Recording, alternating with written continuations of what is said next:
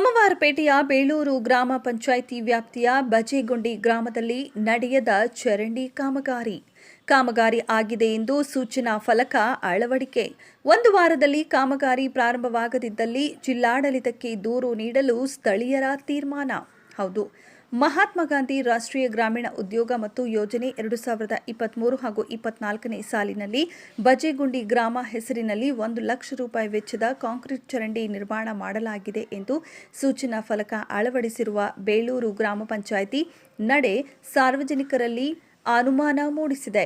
ಬೇಳೂರು ಗ್ರಾಮ ಪಂಚಾಯಿತಿ ವ್ಯಾಪ್ತಿಯ ಬಜೆಗುಂಡಿ ಗ್ರಾಮದ 2ನೇ ಬೀದಿಯಲ್ಲಿ ಮಾರ್ಚ್ ತಿಂಗಳಿನಲ್ಲಿಯೇ ಕಾಂಕ್ರೀಟ್ ಚರಂಡಿ ನಿರ್ಮಾಣ ಆಗಿದೆ ಎಂದು ಸೂಚನಾ ಫಲಕ ಹಾಕಿದ್ರೂ ಹಳೆಯ ಚರಂಡಿ ಹಾಗೆಯೇ ಇದೆ. ಯಾವುದೇ ಹೊಸ ಚರಂಡಿ ನಿರ್ಮಾಣ ಆಗಿಲ್ಲವೆಂದು ಸ್ಥಳೀಯರು ಆರೋಪಿಸಿದ್ದಾರೆ.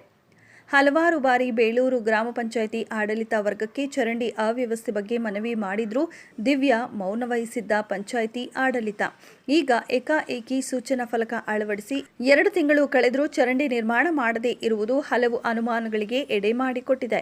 ಮಳೆಗಾಲ ಇನ್ನೇನು ಆರಂಭವಾಗುತ್ತಿರುವುದರಿಂದ ಈ ಸಂದರ್ಭದಲ್ಲಿ ಚರಂಡಿ ಅವ್ಯವಸ್ಥೆ ಸ್ಥಳೀಯ ನಿವಾಸಿಗಳಿಗೆ ತಲೆನೋವಾಗಿ ಪರಿಣಮಿಸಿದೆ. ಶುಚಿತ್ವವಿಲ್ಲದ ಚರಂಡಿಯಿಂದ ವಿಪರೀತ ಸೊಳ್ಳೆಗಳ ಹಾವಳಿಯಿಂದಾಗಿ ಮಕ್ಕಳು, ವೈದ್ಯರು ಅನಾರೋಗ್ಯಕ್ಕೆ ತುತ್ತಾಗುವ ಪರಿಸ್ಥಿತಿ ಸರ್ವೇ ಸಾಮಾನ್ಯವಾಗಿದೆ.